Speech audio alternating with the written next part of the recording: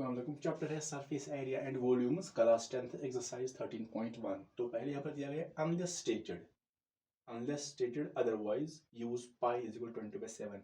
अगर यहाँ पर पाई का वैल्यू क्वेश्चन में नहीं दिखाया गया है तो यहाँ पर यूज करेंगे पाई का वैल्यू 20/7।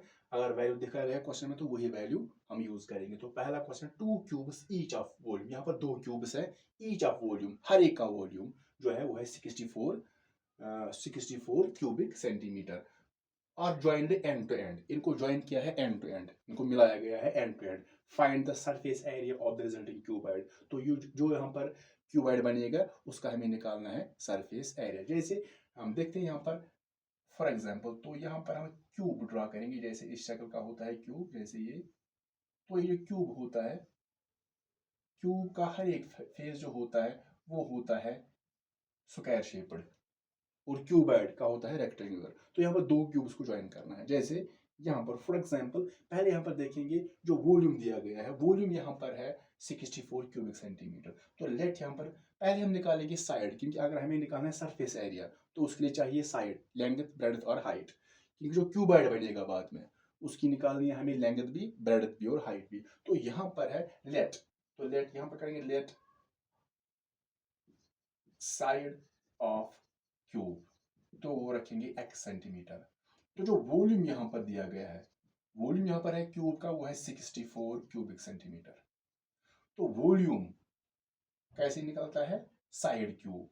तो वॉल्यूम निकलता है, यहाँ पर फॉर्मूला यूज करेंगे साइड क्यूब से। Volume of cube is side cube, it is equal to 64। तो साइड यहाँ पर हमने रखा है x, तो साइड के बदले हम लिखेंगे x, लेकिन यहाँ पर है cube, it is equal to 64। या लिखेंगे x इज इक्वल टू, अगर ये क्यूब रिप्लेस करेंगे तो यहाँ पर आएगा क्यूब। जैसे यहाँ पर अगर कभी स्क्वायर होता है तो हम यहाँ पर चलाते हैं स्क्वायर, लेकिन यहाँ पर है क्यूब तो यहाँ पर आएगा क्यूब रूट। ऐसे ऐसे लिखना है क्यूब रूट, ये 3 छोड़ा लिखना है इसमें।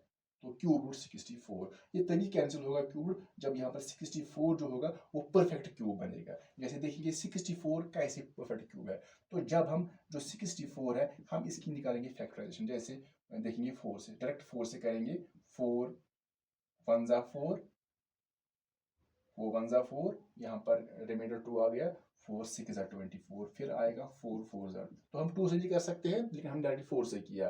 तो 4 4 4, जो 64 यहाँ पर है, x is equal to cube root of जो 64 यहाँ पर है, ये 4, ये परफेक्ट क्यूब है, यानी ये 4 क्यूब है, बनेगा 4 cube. So 64 is 4 cube means 4 into 4 into 4 वही बनेगा 4 इंटू 4 इंटू 4 वही बनेगा 64। तो अब ये जो क्यूब और क्यूब रूट ये कैंसिल होता है, जैसे स्क्वायर रूट। तो यहाँ पर x का जो वैल्यू आ गया वो है 4। तो x का वैल्यू आ गया 4 सेंटीमीटर। तो ये इस दोनों क्यूब्स के जो एज होंगे, साइड होंगे, वो 4 होंगे। अब हमें यहाँ पर दोनों को ज्वाइन करना है एंड टू एंड। जैसे यहाँ पर फॉर एग्जांपल हमारे पास ये क्यूब है, ये क्यूब है, तो हम एक और क्यूब लाएंगे इस साइड में। ये फॉर ये क्यूब है तो यहाँ पर एक और क्यूब लाएंगे ऐसे। तो ज्वाइन करेंगे एंड टू एंड। जो ये क्यूब बनेगा इसका क्या चेंज होगा, जैसे ये क्यूब है हमने यहाँ पर एक और क्यूब लाया, ऐसे ज्वाइन किया तो लेंथ खाली चेंज होगी। जब ज्वाइन करेंगे लेंथ चेंज होगी, ब्रेडथ जैसे ये ब्रेडथ ये चेंज नहीं होगी, ना हाइट चेंज होगी, खाली लेंथ चेंज होगी। जब दोनों क्यूब्स को ज्वाइन करेंगे एंड टू एंड, खाली लेंथ चेंज होगी। तो यहाँ पर लिखेंगे when 2 cubes are joined end to end comma a cuboid is formed। तो यहाँ पर एक क्यूबॉइड बनेगा, क्योंकि जब ज्वाइन करेंगे 2 क्यूब्स को तो लेंथ तो चेंज हो गई, ब्रेडथ हाइट चेंज नहीं होगी, लेकिन लेंथ चेंज हो गई। दैट मींस अभी क्यूब नहीं रहा, ये बन गया अब क्यूबॉइड, क्योंकि इसकी लेंथ चेंज हो गई। A cuboid is formed whose length, अब देखते हैं लेंथ, उसकी लेंथ तो रिप्रेजेंट करेंगे फॉर एग्जांपल स्मॉल एल से। तो जो लेंथ होगी वो चेंज होगी, कितनी होगी। फॉर एग्जांपल अगर ये क्यूब है, इसकी जो इसका जो साइड है, फॉर एग्जांपल ये 4 है, ये 4 है, ये 4 है। जब ऐसा ही एंड ज्वाइन करेंगे एंड वो भी 4 होगा, सो 4 + 4 वो बनेगा 8। यानी ये जो साइड होगा ये डबल होगा, लेंथ डबल होगी जब ज्वाइन करेंगे। तो यहाँ पर जो लेंथ होगी इस क्यूबॉइड की, इसकी 4 थी तो उसकी बनेगी 4 + 4, या लिखेंगे 4 × 2 तो बनेगा 8 सेंटीमीटर। लेकिन ब्रेडथ जो होगी ब्रेडथ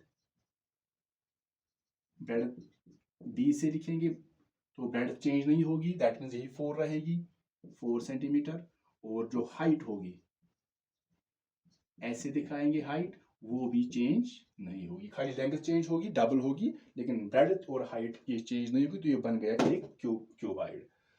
तो यहाँ पर पहले दिखाएंगे, हमें इसका निकालना है अब सरफेस एरिया। तो यहाँ पर निकालना है इसका सरफेस, किसका, जो रिजल्टिंग क्यूबाइड है। Therefore surface area of the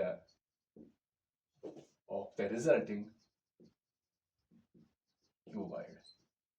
resulting means जो क्यूबाइड बन गया दो क्यूब को मिलाने से, तो इसका निकालना यहाँ पर है सरफेस एरिया। लेकिन अब क्यूबाइड बन गया तो फॉर्मूला है इसके लिए 2 into length breadth plus breadth height plus height length.